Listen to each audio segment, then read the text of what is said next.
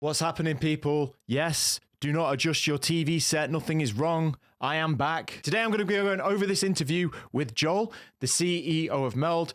Just the main meat and potatoes of it, but you can watch the whole thing if you'd like to. I'll leave the link on the description below. I'm not going to mess around. I never did. Let's get straight into it. It's been causing a stir in the streaming area of Twitter or X, whatever you want to call it. The one, the only, the owner, the CFO, the commander-in-chief, the man himself, Joel MELD. I'm calling Joe MELD. That's Joe MELD. Joel. CEO, actually. CFO is a much different job. Oh, okay. I don't know. Big titles. The guy. So straight away, this guy doesn't know the difference between the CEO and the CFO. So we're off to an interesting start. Who made it? He's the man who made MELD. He has made MELD. And if a lot of you guys don't know about MELD, MELD is like the new competitor in a streaming platform. Not streaming platform, but like broadcast. Isn't what you call it, a broadcasting? It's a broadcasting software. studio. Okay, broadcaster studio. Because usually you have what? OBS. Everybody knows OBS. You have OBS. You have Streamlabs. OBS. You have what's the other one? XCast or some crap. There's something else. Oh my God! Do your research. XSplit, and then there's vMix. vMix, okay. But the main one everybody uses is OBS. You hear OBS, and OBS is very technical. I've used OBS before, and OBS was very big brain for me. It's like you feel like an actual like production studio when you're doing all that stuff. But MELD came along, and like when I first heard about MELD, Matt actually told me about it like a few years ago. I was like, oh, there's another streaming thing. Like, I don't have time for this. Then I started using it, and I was like, oh, this is super easy. This is like super easy. And it's like, if this came out when I first started streaming, I would not have had so many headaches, because it's like. And I think that's absolutely fair. I think he's right. It's definitely much easier to use, more intuitive. We know it's somewhat limiting in some aspects, not in others. But yeah, I think that's how most people do view MELD and the software. An easier alternative, which I completely agree with. One and done. So, like, if you don't mind, Joe, tell us a little bit about like MELD and how you got started with it. So Joel talks here a little bit about his history. We won't go through that. I will preface by saying that I think Joel is a talented software engineer, and I have no qualms in saying that or arguing the case for Joel on that. Of XSplit and vMix, I mean, we couldn't even think of the name. You couldn't even think of the names of these in the beginning, right? Like people who are streaming aren't really using them, and more importantly, they're not built for content creators. So really, the main thesis for MELD that is taking us all the way through, that is still the main thesis today, is how can we enable you to create the content and ideas that you have in your head to the best of your ability. We often get framed as an easier alternative to OBS, and I can't think of anything less interesting. It's an He hates it. He hates what they are. He doesn't like that. He wants to go down the creative route. Okay, so my man's just told him, hey, this was much easier. This is an easier alternative. Joel, I hate this. I don't like being known as an easier alternative. But it is what you are. At the moment, it is what you are. Incredibly boring product to have, right? Like no one's going to want to use that. And this was the problem that we identified with Twitch. I don't agree with that. I think people definitely want to use that. They do, obviously, because it's easier. So a lot of people that are new to it do use that because it's easy. Studio early on is that they framed it as this beginner-friendly product, and no content creator ever wants to be a beginner. I don't agree with that either. I think there's plenty of people that are willing to hold their hands up and say, I'm a beginner. You see it all the time. People asking for help on MELD's own tweets. In the Discord, people ask for help. And I don't think, I mean, he's not saying there's anything wrong with that. I know, but he's saying that nobody wants to be that. I mean, I had no idea what I was doing when I started streaming. I hadn't even actually watched a stream. a proper live stream, so probably not the best case, but you know, I have a technical job. I've always been a technical person. Still didn't really know what I was doing, so I would have happily, even with my IT experience, said I don't know what I'm doing. Mm-hmm. That is true. You never think of yourself as a beginner. You want to be like all the other guys. And if I have to learn this tool and switch to another one, why do this one in between, right? And so that's never been the goal for MELD. The goal for MELD has always been to push the boundaries of what you create. If he's saying that then on the back of you don't want to be the new guy on the new platform, I understand. But again, even when I've seen people switch or do different things on different platforms, I don't think they are particularly scared or have like a know-it-all mentality where they don't want to ask. Yeah, I agree with that, because when I first started streaming and I'm using OBS, it was a learning curve, because it's like pull this in and then pull that in, and then you're like, okay, well, how do I get this cool stuff I see these streamers have? Then you got to get this plugin and that plugin and stuff. Yep. The friction of it all, right? Having to, when you're trying to even just adjust your camera, right? Where do I get borders? How do I, crop everything and make this cool, make it a circle? It's all of that is add-ins. I mean, that's just absurd. They're right in what they're saying. And there's definitely a lot to learn. I've said before, I think there's value in learning that stuff. But also, just hold on a minute, because yes, there is all that to learn. However, I think it's good to learn that and understand what you're dealing with. Even in AI, which I will now use to help me with SQL coding and DAX in Power BI, for example. If I didn't have a solid base, I might get away with being able to do bits of work. But if there's a problem, because AI isn't perfect, I wouldn't understand or fix it very easily. So, and then you gotta go to this website to get this alert, and then when you get this alert, you gotta get this code, put it in here, and make sure it's measured out right, and do this and it, like all these things. Like no one, and like you gotta go through like 20 YouTube videos and the step by step of how it's getting done. And then I got like sorry? But then I got like Streamlabs OBS, and they kind of like idiot proofed it a little bit, but because they gave you like their own custom if you pay for before it was free, they had like their own like overlays and everything. They give you like the whole shebang for that stuff, and they got more and more. It got easier for me. But then there was this whole thing about people were upset with Streamlabs OBS because of some weird thing they were associated with. Research! But again, he moved over and he's like, oh, this takes it away. This is easier for me. And he's absolutely right. So again, he is sort of flying the flag for the more intuitive, easier software. And there's nothing wrong with that. However, again, with AI and the AI tools in general, I've seen systems where people have had everything automated. And then when there's a problem, they don't know what to do, because it's like, well, we need to change this system. Okay. Well, where does this help desk ticket go? Oh, we don't know. It automatically takes it for me. There's got to be a steady line, because, if you start to make everything too easy for yourself, you turn yourself into an idiot and you don't understand how it works. Even if you take AI out the question, it's a double-edged sword. But me personally, learn how to do it. with some people, or they were taking something from somebody. It was something weird. Yeah. You know how people are. Everybody's always mad about something. Yeah. But what were you saying, Matt?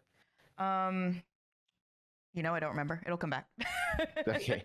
But speaking of people being mad right now, even though MELD that segue. MELD is very easy. MELD is pretty much turn on and it goes 1, 2, 3. You're a streamer. 1, 2, 3. You're a streamer. That's with what MELD. I was gonna say. Instead, he's saying it again. MELD is easy. 1, 2, 3. You're a streamer. Boom. Yeah. Not a bad USP, to be honest. I never thought of it as beginner when I saw it. It's more just user friendly, which isn't necessarily beginner, right? It's intuitive. And then when you can build on intuitive, right? You can't build on beginner as easily. So I don't see that at all. If it's user friendly and intuitive, it's also beginner friendly. Like mobile phones, cell phones, whatever you call them. My mum never even carried hers around until the iPhone came out. Do you know why? because she felt like it was complicated. It wasn't, but it also wasn't intuitive. She didn't want to take the time to learn it. When a fully touchscreen phone comes out, Mum's like, oh, calls. Oh, yeah. She used it because it was easy. But it's not beginner software. It doesn't mean that you can't do advanced things with it. I don't see that myself. I mean, that's Exactly. how would you describe that for you, Joel? Like, what's your phrase that you were going for? Well, the long-term vision is a totally different thing than OBS. Like, Yeah. Again, being an easy alternative to OBS, I think is a very limiting worldview. I think anchoring ourselves to what already exists is also a very limited worldview. Mm-hmm. Everything that we do at MELD, we literally, including this new thing that a lot of people are upset about, like we literally sit down, and I've been doing this for 5 years. 5 years, every single day with the team, we meet and we talk about how to make the thing that streamers are going to love. I'm an expert at it. I mean, I've been doing it for 5 years. Yep. And we consult streamers of all different shapes and sizes, all different backgrounds. Like we talk to everyone. I mean, I think this is one of the things that's really unique about our company is that people came from the creator space and work at MELD, and many of them would call it their dream job. Mm-hmm. And they are deeply passionate about what they're doing. And yeah, I feel super lucky to have the team. We can talk more about that. I think I kind of got a little off tangent for the question you asked. Yeah, just, I mean, beginner, user-friendly, what's your term? What do you go with for just the quick term of what MELD is? MELD enables you to express the ideas that are in your head. It's not exactly like a pitch for the product, but our primary goal is to give you a workspace in which you feel you're most creative. So he's very much focused on the goal, which I understand. You're trying to get to a place where you want to be this creative software where everything is easily created. He doesn't like the fact that it's classed as basic at the moment and or easy to use, for want of better words. Yeah. That's the goal for MELD. Everything in MELD is designed around that very carefully. It's like every tiny product decision, every button, every color is designed around making you creative. And when you're live, being able to diagnose things that are going wrong in as efficient of a way as possible. We make some product decisions that not everyone agrees with because they're different than the way things been done before. But we believe that they're the right way to do things because it gives you insight into where things may be going wrong. So for example, we don't let you hide audio tracks. Mm-hmm. The reason for that is because if you have something, it actually comes from my stream. So my stream early on, when I first started streaming, I would use my iPhone camera and I use this app and it would include the video and it would include the audio signal. And I never used the audio signal. I always used my microphone. And sometimes this would get turned off. So I would like hide the audio track and it was supposed to be turned off. Sometimes it would come back on and people would be like, you're doubled up. I had no idea unless chat told me. And so from experiences like that, I'm like, we're not going to hide an audio track if it could be producing sound. Mm-hmm. Okay. Because while you're live, if you have audio coming from I completely understand that point and what he's saying. However, if you are talking about the more experienced people, although we can still make mistakes all the time, why not have the option? I understand what he's saying, but again, what he's pertaining to there is that this is for more inexperienced users, which there's nothing wrong with. But, you know, it's the opposite of what he said he wanted earlier. He doesn't want to be known as that. So it's like, you know, you kind of got to pick a lane because there's also only so many things you can bake in before the software starts to slow down and take more resource. Even if not using it, if it's baked in, it's going to use something. Now, it seems to me like he's passionate and a talented coder. So I'm pretty sure he could make it fairly economical, but everything you add in is going to use something. I like his vision. However, it isn't what his product is at the minute before Spark, but obviously we'll talk about the AI elements of that later. Where you need to be able to see at a glance. So yeah, that's a little bit too much.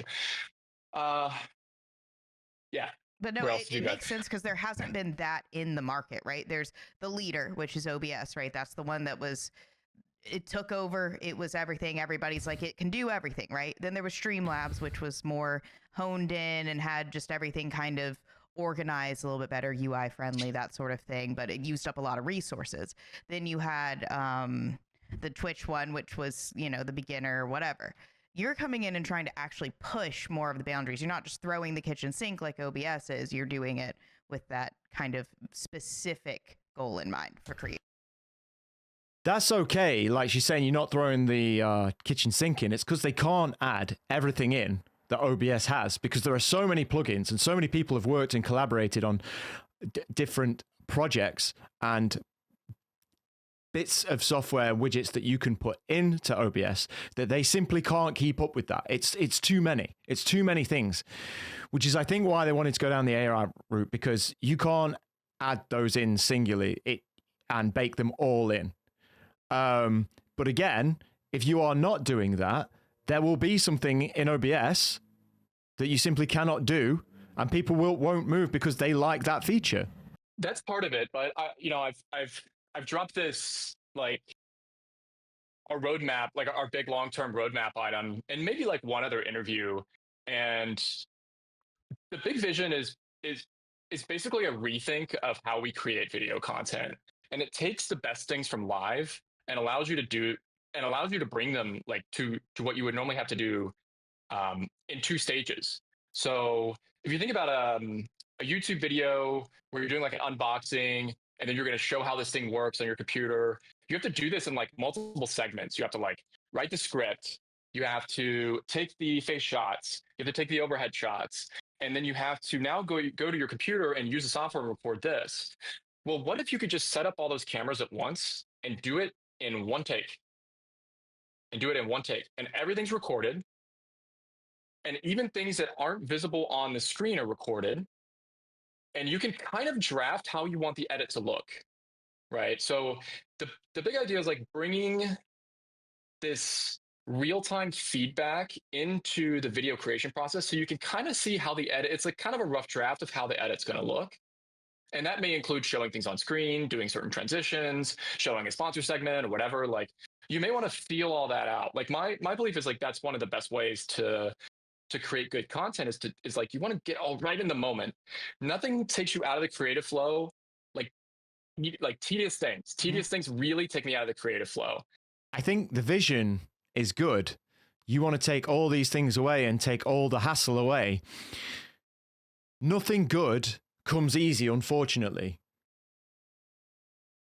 If there's going to be a tool that does all of this all in one, it isn't going to be MELD.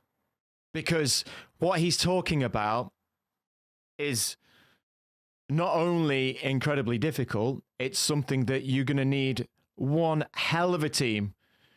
And the software is also going to have to scale massively to achieve it. I'm not saying that it's not a good idea to have goals and visions, but you've also got to be realistic, because what he's talking about there is just incredibly complicated. And also at the minute, what he's talking about is incredibly niche.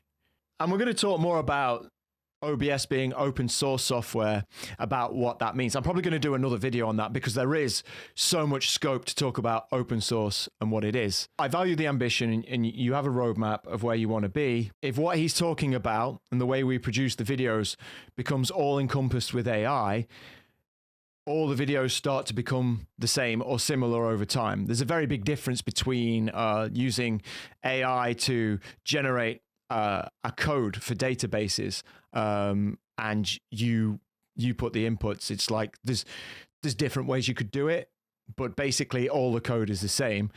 And getting software to scrape images and take bits of this and bits of that, it's a completely different thing, which people keep conflating in the arguments about how MELD is using generative AI against AI.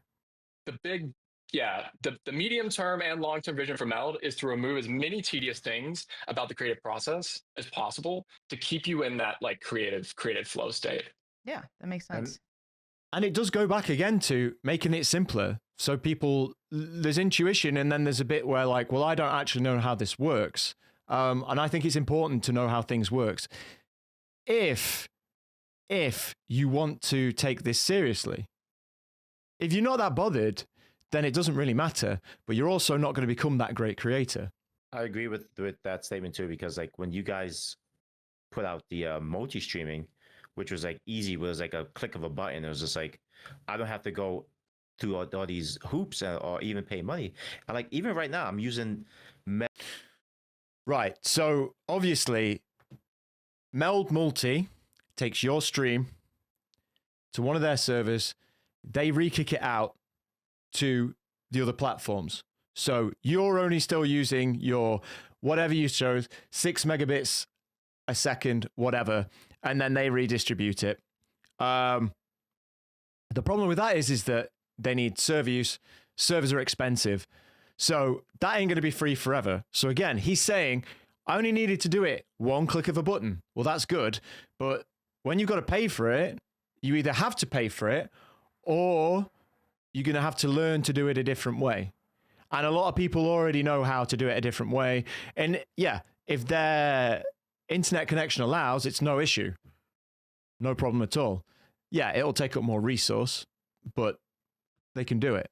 I agree with that statement too, because like when you guys put out the multi-streaming, which was like easy, was like a click of a button. It was just like, I don't have to go through all these hoops or even pay money. And like, even right now, I'm using MELD's virtual camera right now. And like with the widgets, it's like you guys have the widgets built in. It's like I can just easy sit here and just add like the snowfall right now. And there's like, you can see the snowfall falling. And that took what? How long did that take? 2 seconds. It was click and done. Yeah, I mean, this is the thing as well. So you need a plugin, right, to do that on OBS, but also 99% of people don't need to do that. So it's something that doesn't need to take space up in the install or as resource. Yes, you don't have to use it, but again, as I said earlier, the more stuff that's in there will use more resources regardless of whether you are using that particular function. The other thing is it's kind of like small streamer mentality, right? Because you look at any of the big streamers, depending, obviously, you get big VTubers and stuff with very elaborate setups. You get some streamers who do a lot of things like with different camera angles and stuff. And that is a bit more complicated. But for the most part, the bigger streamers, they are just like this. They're in a room and they're chatting, or they're playing a game and they're like this, except they're in the corner. A lot of them, they don't even bother with a border around their camera. And way too many people get stuck on this. But this is, again, my argument for OBS. If you want to go out, you can watch a YouTube video. It'll show you exactly how to do it. If you can move a mouse and understand the language it's in, you'll be fine. But if you've got a little bit of time, and it's not that long. Then look, I could just stop it if I want. Just like, oh, now the snowfall is gone.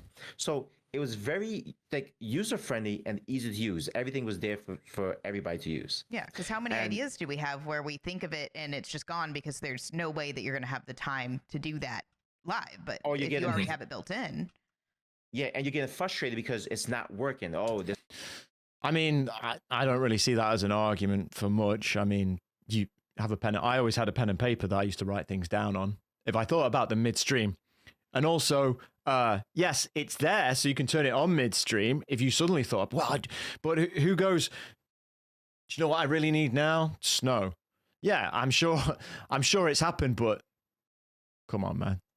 This website, I can't get it from this website. It's not looking the right way. You guys just took all that, made everything easier. And I knew you guys were blowing up the... And it's there again. And he's right. And there's nothing wrong with that. He made it easier. He did make it easier.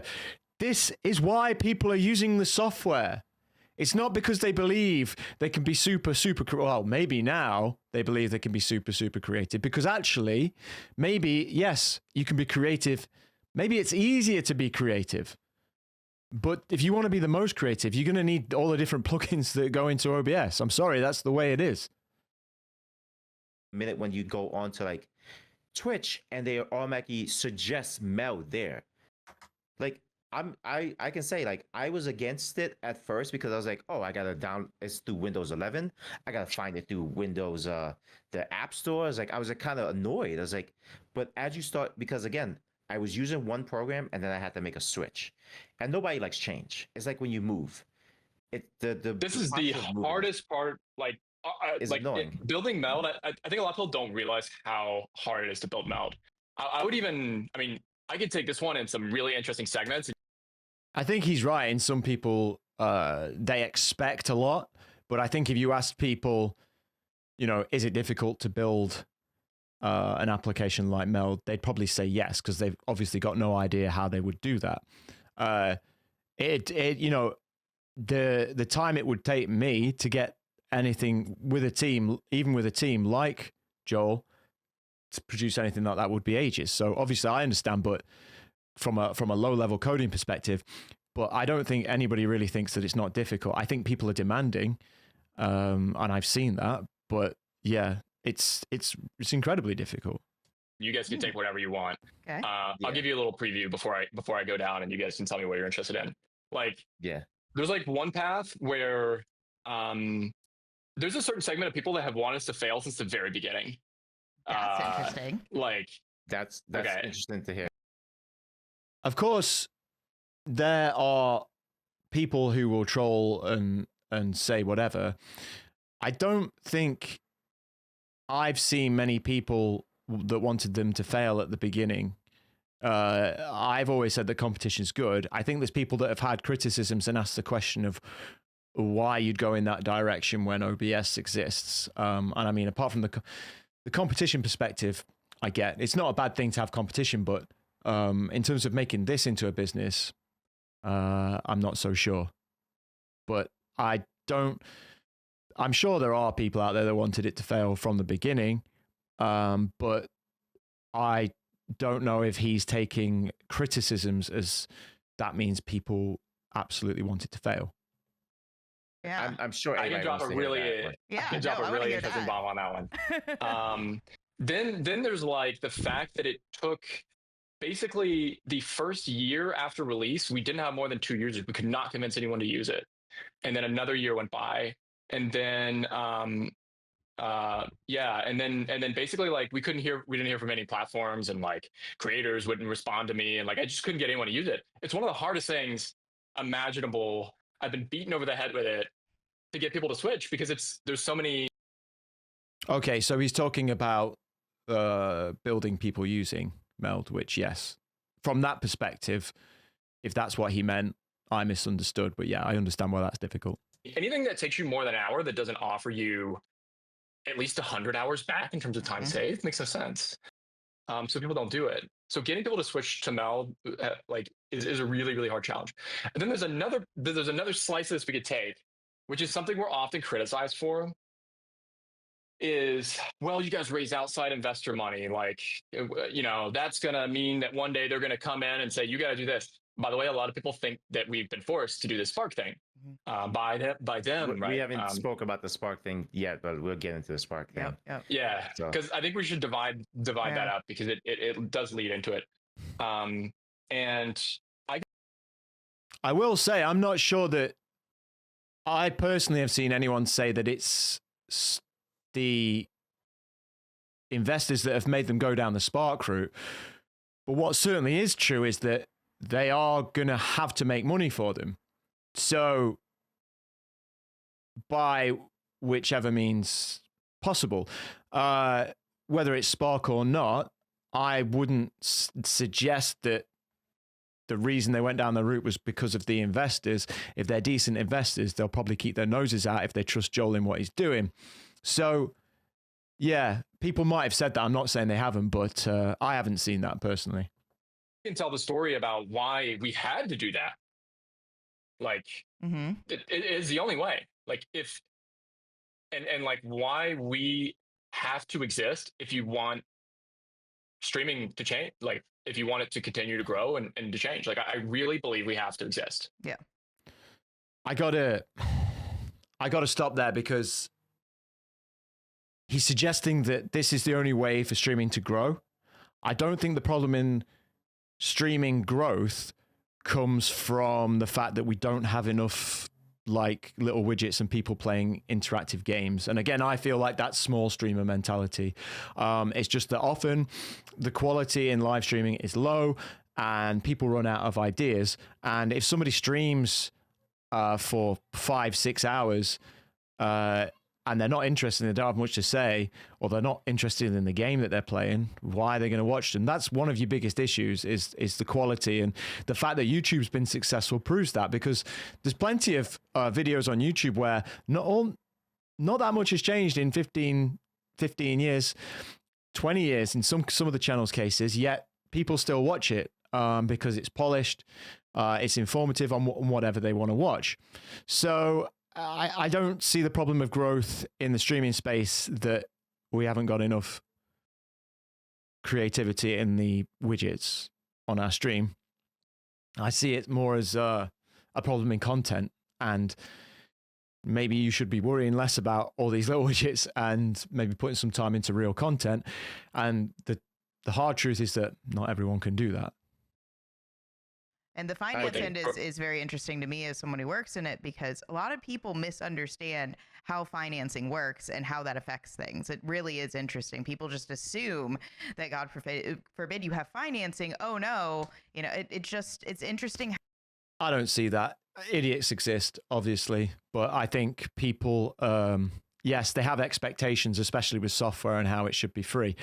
If you actually spoke to them and sat down, I think most people probably do understand how that works.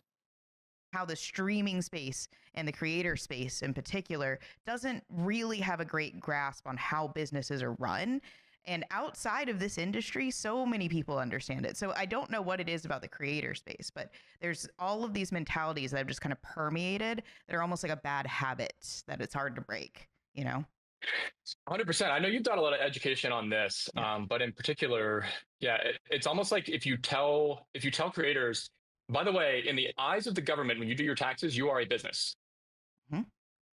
You're a business. If you want to do sponsored deals and be effective, you're a business. And you need to learn how to think like people in businesses think in order to be effective at sponsorships. See, this is where I'm taking more of a dim view of Joel.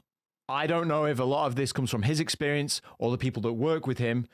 A lot of people say, if you're a streamer, you're like a business. And if you want to get sponsors, you got to be brand friendly if you want the sponsors and stuff. But if you take somebody like XQC, for example, or some of the other big streamers, were they thinking about business when they were making their contact? When XQC was farting through a $30 microphone, building up his brand? I mean, I'm sure we know there's been plenty since, once they've made it. However, I think if they were thinking about business half the time, they wouldn't have been the creators, definitely not the size that they were. So it's a difficult one because the world of obviously creativity and art and business don't always see eye to eye and go hand in hand. However, I think if you're talking about seriously pushing and progressing with streaming, we yes, we have to do our taxes, but, should we be really trying to be a business and be like everyone else? No, I don't think so. And in order to get renewed and stuff, and very few people do it. Almost no one is taking full advantage of them running a business. When you have a pairing of your individual and a business and you can run that together in tandem, there's so many things you can do and people don't take any advantage of it. But if you are talking about from a streamer point of view, it doesn't work like so many other businesses in the world. And one of the biggest indicators of this is how hard people have worked and gotten nowhere. That can happen in a lot of businesses, but especially in this one, hard work does not necessarily equal success, whereas in so many other places, a bit of intelligence and hard work will get you there. Obviously, there's talent too, but you can be good at business without having particular talents. And in other businesses, you can hire the right people and push yourself to the top. Streaming is not the same. There are elements of it, but it is not the same. Totally. Let me start with this funding one. Yeah. Because it is an interesting one. So I'll start from the top. So a lot of the questions we got in the beginning, whenever we sort of got our initial flood of users, I think it was around the time Nutty was the first one to do a big video on us. He picked us up, and then Harris did a big video on us, and in both of these, people identified that we had raised investor money, and they were sort of suspicious of this. I think we've all been burned in the past to some extent. I think especially our generation, where there were a lot of venture funded companies that built products that became embedded into our life that changed later on, right? For me, the example for me of this is like Uber. I was in LA in like 2015. So exactly, this is exactly what we're talking about and why people are suspicious. Matt said couldn't understand it. Well, some of us remember that stuff. Used to be able to take an Uber from Santa Monica to the airport. It was $5. I go there now, it's $75. You know, so like the people that got rid of their car in LA are like, wait, hold on, like this changed underneath me, and it's impacting like the way that I run my life. So I totally understand where people are coming from, but people cast a lot of suspicion on us for this. And my argument is there's no other way to do it. And my reasoning for this is when you have an industry standard like OBS, they are backed by sponsors from different community providers, right? Hardware providers, platforms. YouTube's a big sponsor. Twitch is a big sponsor. All these guys are big sponsors. And then you look at kind of the list of like hardware sponsors, and for the most part, like in some ways, you're supporting OBS, the product that everyone depends on, but you're also trying to buy a little bit of influence. And he's right. There will be some influences. We've seen upgrades in the past that would suggest they've done it for certain platforms. But when he says sponsorships, it's true. However, they are still not completely at the mercy of the people that are sending in the money. And there's still collaboration, and he knows what open source software is. He definitely does. He's not talking about the success of that in many different areas for many different pieces of software. I feel like he avoids that purposely, which annoys me, to be honest. And again, conflating their sponsorship with the way OBS is sponsored leaves a bit of a bad taste in my mouth, because I feel like I know that he knows it's definitely not anywhere near the same. And the problem that we have is sort of a chicken and egg problem. So if you take it for granted that in order to build everything from scratch, it was going to take at least a year, which it did, and we did it really fast, like probably faster than most other large teams could do it. You have to raise money in order to pay people that are very skilled at this task of developing software that is high performance and cannot crash. This is the number one thing. If MELD crashes while people are live, they leave us. Yep. Of course they leave us, right? They're losing money. Yeah, of course. So it's our number one thing. So how do you release every two? And it was also really important for us to be able to release every 2 weeks, because we knew we weren't going to be ready on day one, but we wanted people to know that we're going to get ready. We're going to be there fast. And how do you ship every 2 weeks without breaking anything? And that's a really hard problem. So raising investor money was the best fit. And we raised investor money from people that understand the space very well, people that are in the space. And they totally understand what we're up against, what we're after, and how people use this. They understand the community quite well. I think people would be quite surprised by how unique our set of investors are, and how well they understand creative. I really don't think that the main question is about having investors themselves. It's just the fact that your competition doesn't have them. I think that's the main thing, honestly. So we surrounded ourselves with investors that understood it was going to take some time to get there, and that there was something really interesting here. And then you set out to build. It took us 3 years to get one platform to even reply to us to do an integration. 3 years. Okay. That's so how are we ever going to get them to fund us in the beginning? Yeah. It took us 3 years to get a reply from the largest streaming platform in the space. Yep. That's crazy. And with all those struggles and everything, you guys like you made the hurdles, and now you guys like sitting at the table.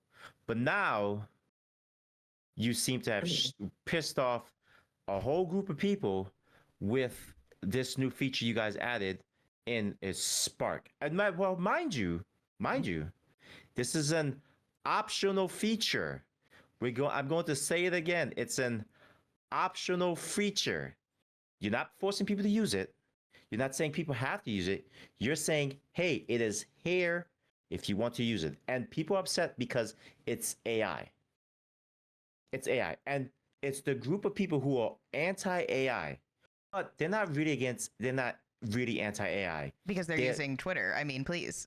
They're screaming on Twitter. What do you... This is the argument that annoys me the most. Because, again, conflating different types of artificial intelligence, and that word has changed over the years because it's existed for a very long time. But I feel like you're a bad actor when people tell you, well, actually, it's about scraping this artwork and putting it into your own. That's what's bothering me, against me saying, hey, Siri, put on that song. You know, it's not the same thing at all. And they made this argument, well, don't use that platform, don't use this platform. And of course, we'd all like to not be, a lot of us would love to be not feeding the corporate machine. However, in the case of MELD and OBS, it's so easy to do and so easy to make that stand and say, I'm out.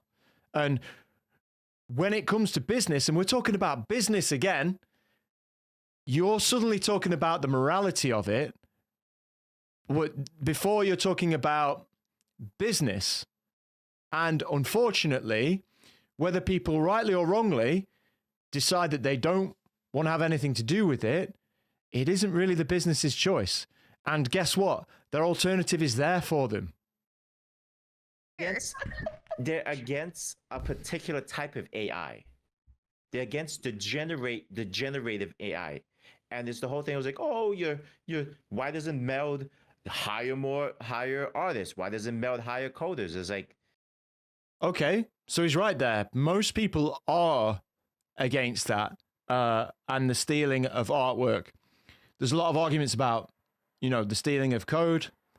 And again, it depends very much on what it is, in my opinion, because obviously there's some code you can write. Like I use a lot of SQL code, and there's several ways you can write it, but there's not many.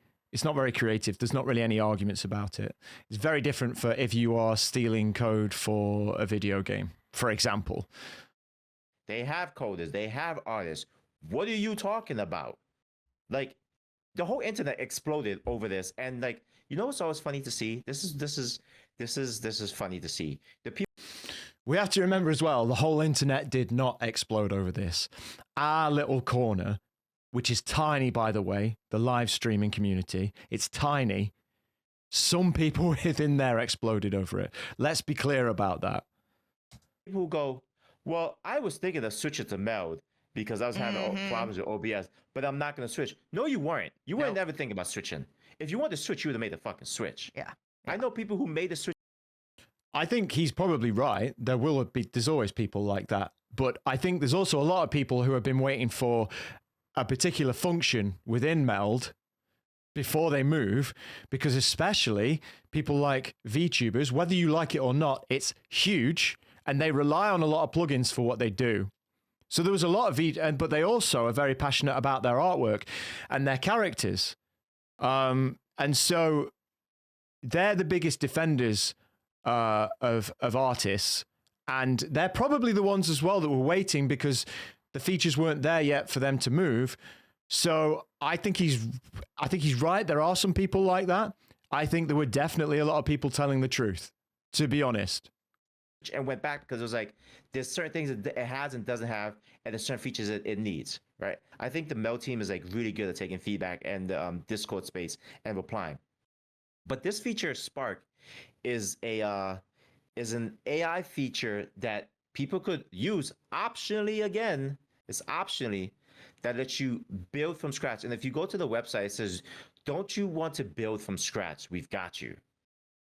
All right. So if you could tell us a little bit about Spark and what does it really do in this space of from scratch, though. But I mean, how many people are actually just using it to build completely from scratch? And the biggest problem is that MELD said it couldn't steal other artwork, which I proved was false.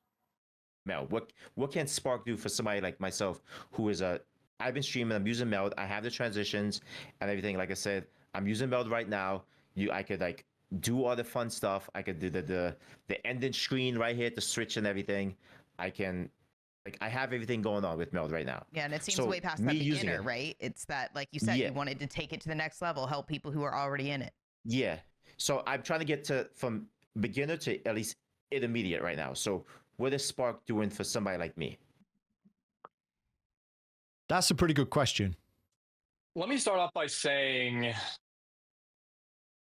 that there's one thing, if people take nothing else away from this, that I would like for them to understand and consider, which is that for all the tools and all the things like this, all the generative AI things you've seen come around,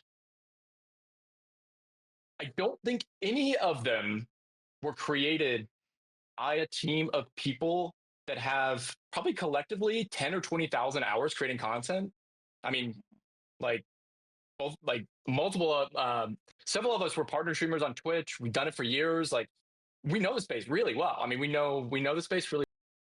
I think it's a bit of a foolish thing to say, because I don't think that necessarily being experienced in streaming equals great knowledge on how to build a streaming software and what everybody else wants.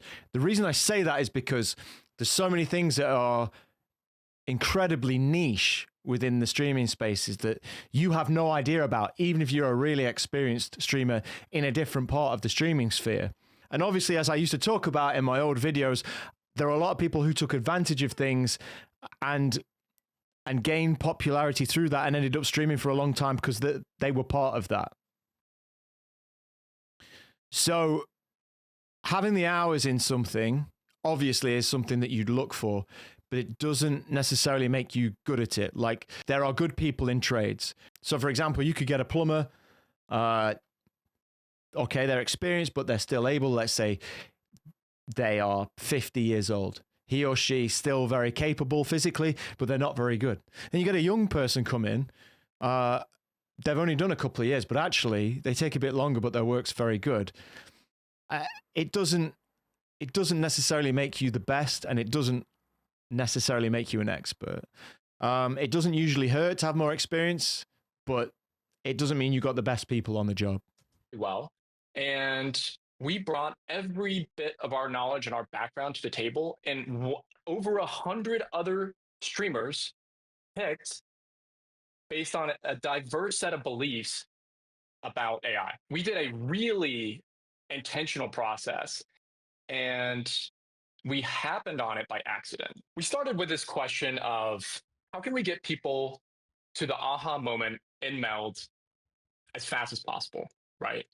Whenever I put MELD in front of someone and I ask them to set up a scene, a lot of times I ask them to set it up in the way that they normally do and go live. It takes most people 45 minutes to get to a point where they can go live. 45 minutes. Really? And most of them. No way. Yes. Even the people who've been using even people who've used OBS and stuff. 45 minutes. I go live in about 45 seconds. What? 45 minutes. Because it's complex. Because you want to bring over your stream deck, findings. You may want to set up StreamerBot. You may need to go look up something on our guide. I don't know why they're so surprised by that. I think a lot of that will be making sure things are right. You starting with a blank canvas, 45 minutes. That's, I'd say, to set yourself up to stream. That's pretty good. You could make a very basic one, obviously, in a much shorter time.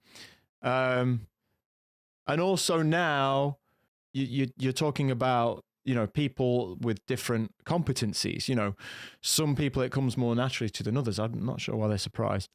You may need to do Twitch and YouTube off. You need to do two-factor. You got to do a test recording. And what we found is that people don't even get to the magical moments in MELD. And they don't even discover, for instance, the rounded corners. They often don't even discover the effects and stuff, like a lot of things that we thought made MELD special. And I wondered how long it would be before we spoke about the rounded corners. It was such a big thing for them that people seemed to go mad for. I got rounded corners on my boxes.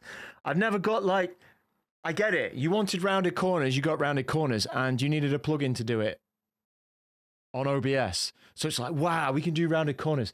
Nobody's watching stream going, do you know what?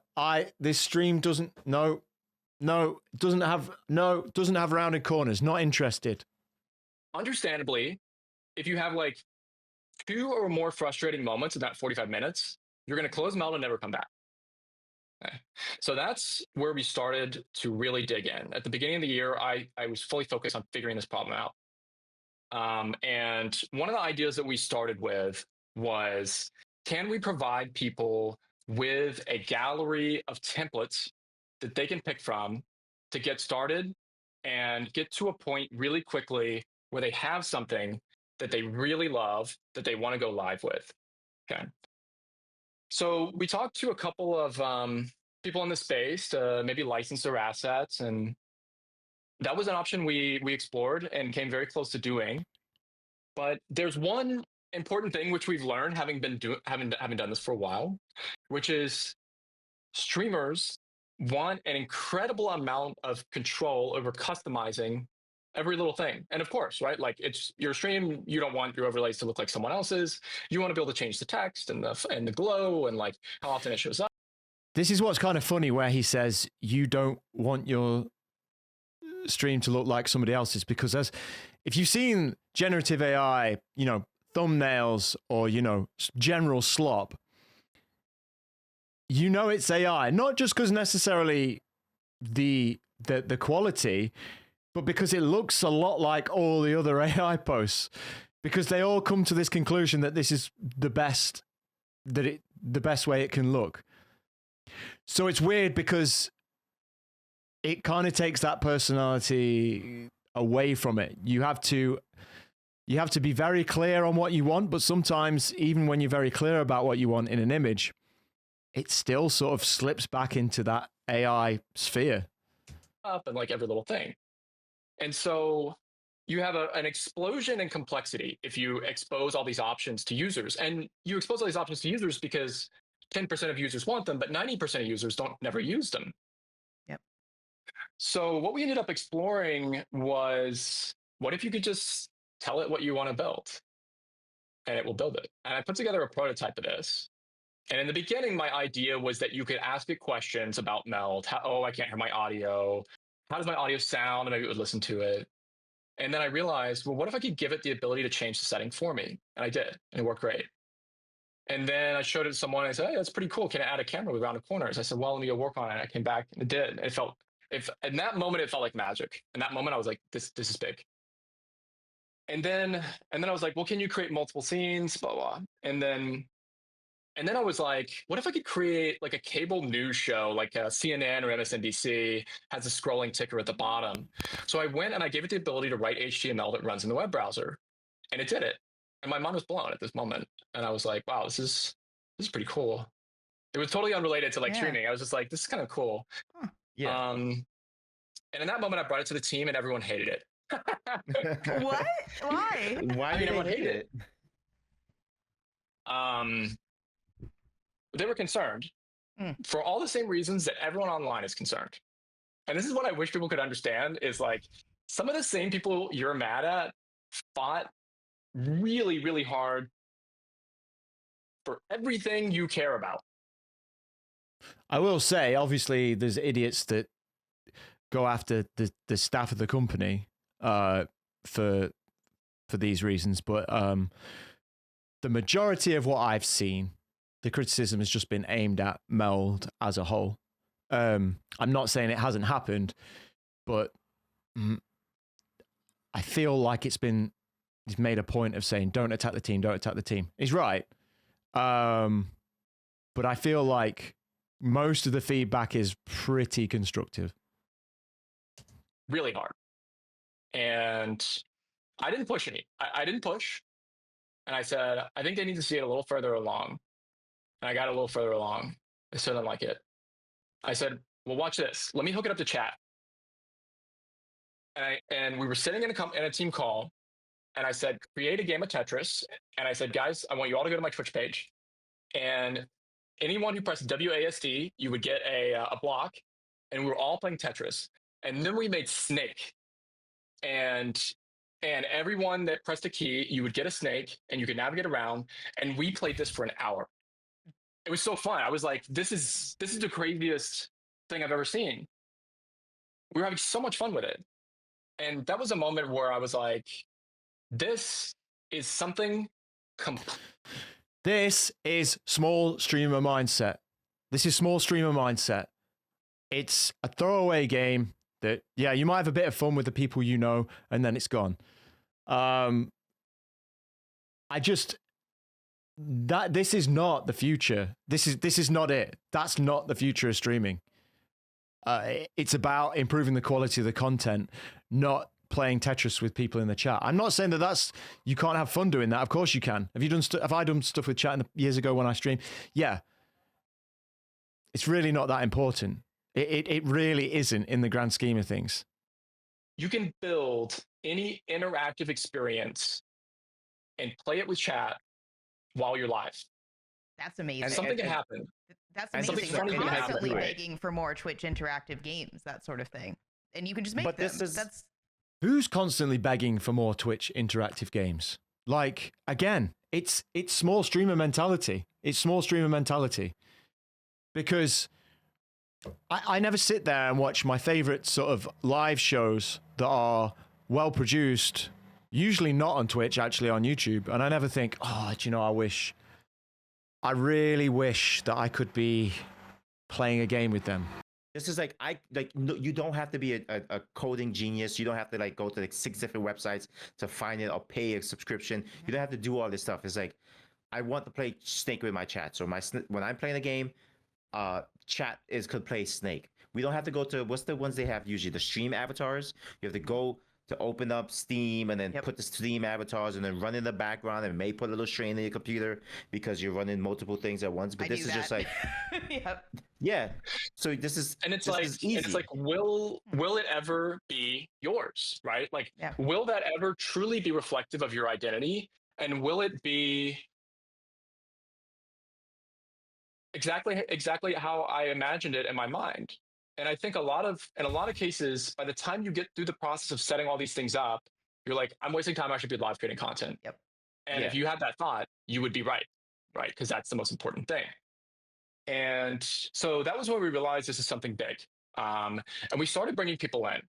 And we brought in a couple people in the beginning, and we sat them down, and we gave them this text box, and we said, come up with something that happened in your last stream that you would want to do a chat, and type it in there and see if it could do it. And I said, we're going to sit back. We're not going to tell you anything else. And we're going to see what happens. And without exception, every single person we put it in front of had an idea immediately. And every idea was different. And some of them surprised me wildly. Like, one person was just like, I want you to call, I'm going to call you Gertrude. And then all of a sudden, they're like, I want you to call me Gertrude. Boom. They're just texting you to sing. It was almost like. Again, it's like little tricks, little tips, little things, but it's not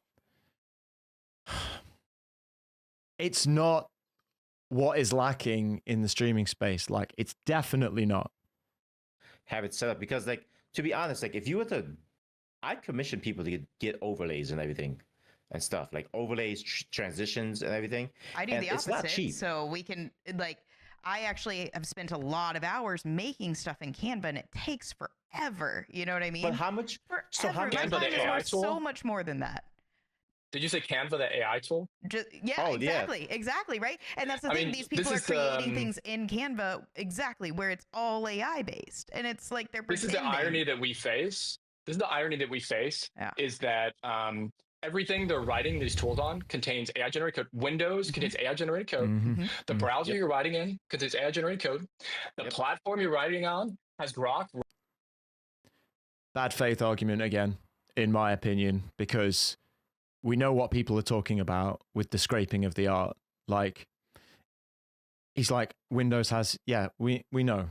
Like, it's just, I feel like he knows, but he's still using it as a way to defend what they're doing. Right above the message you just sent me. And I think maybe this isn't obvious to a lot of people, but we knew what we were facing when we were going to release this. But it's super important that we do. I really believe that it's really important that we do this. And there's a lot of companies, I know founders at All Space. All of them are watching to see how this goes for us. Wow. Yeah, because they're gonna copy it next. Yeah, They're gonna be like, oh, they did it. They're not gonna We're copy it do next. now, too. No, they all have really cool ideas. Like, Yeah. there's a lot of really cool ideas that can't see the light of day because the people are going to revolt. Yes. And I said, it's really important to me that this doesn't get too far away from where programming is. Right now, this content space is about 2 years behind what's happening in programming. It's so You do far not want that behind to these get- other industries, right? I mean, everywhere else is using it. A lot of places are using it still in the background because, all of these people are on edge. But creators are just the worst I've seen out of any industry. They are just anti-AI, and it's because the AI started, with the consumer facing taking art, and that is where people just cannot seem to get past. It didn't start with that. It's what made it become more popular. And the industry's behind others in terms of using it. Yes and no. It's definitely used. I work in tech, so obviously it's used quite a lot. It really depends what it is, but we also have to remember that, there's a lot of even big companies that are running on legacy systems that simply, it's very difficult for them to migrate. So they haven't all picked it up yet. Yes, they might be using Copilot with Windows or whatever, something that's already baked in. But on the whole, they're trying to do it because they think they can save money, and a lot of them can in some instances. But again, it's about money. That's the reason they're adopting it as a rule. This is a different space. They're like, oh, well, it creates art and it's replacing us, right? It's such a hard barrier, but you're starting to, like you said, they're watching you. You're now trying to break that barrier. Maybe somebody else even bigger comes along, does something like what you're doing, and then boom, there's a hole in the wall. You just started punching at it, they break it through, and everybody starts piling through. That's kind of how I see it. I don't know if you do. It's going to happen. Yeah. This is for sure. It's going to happen.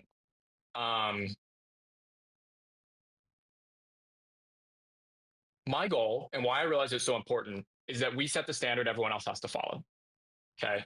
So what are some of the things that we like? Okay, I don't want streamers who could use this, and they're against it because they feel like it's taking And we know the bad reasons, right? The ones where it's just they're virtue signaling because it's groupthink and it's what everybody's pushing. They want to be part of the group that's saying, oh, it's bad because that's, and then you've got the fear of, it taking their art, all of this stuff. What do you think might actually be reasonable barriers that you're going to have to fight? The reasonable ones, the ones where people are like, no, this is bad because, and it's not just They're already out there. People are saying it. It's where it's stealing the art. Nothing more. It's already there. You know what it is. I'm willing to have a conversation with them, like in a phone call. I mean, like online, definitely. That's not going to lead to anything productive. But I will say, this is one of the other paths I offered in the beginning is like, we're used to it. People have wanted us to fail since the beginning, and we're no stranger to it. And the people that, this is the big thing I was going to drop. Story? Yeah. If you go on any of the large streaming related subreddits today, our streaming, our Twitch, any of the big ones, and you search for MELD, you'll find nothing. Not one result. Why is it that the fastest growing like streaming software in this space that a lot of large creators have done things on, there's not one piece of content? Why? Because they don't care about all these little trinkets and little bells and whistles, because they're making good content. Why would they care? The people watching don't care. Again, small streamer mentality. No way. I couldn't answer that. Like, Reddit has I don't know. pushed you out. Is that 3 years went by. 3 years went by before any of the platforms responded to us. It wasn't until a Harris video that they would reply to us. There are still some platforms today that we try to get in touch with, and they just reply to us and say, "You're too small." I don't think it's a great interview. I don't think Joel would do one with me if he was open to it. Obviously, I take him up on that. I feel like he's somewhat disingenuous. Obviously, I can't prove that. It might sound a little bit harsh, but I feel like it's the truth. I think ultimately, in my opinion, OBS is the open source, which for me wins 99% of the time. Also, the business model depends on them making money. They've got to scale up quite a lot to make enough money, but also work out which tools are going to be monetized. People will get upset by that. Not that I think they shouldn't get money for a product that's worthwhile, but you have a free alternative. So on that note, thank you for watching if you've made it all this way. There's plenty more coming up, so follow me on X and you'll keep up to date with stuff. You can jump in my Discord if you want, and I'll see you next time. Goodbye.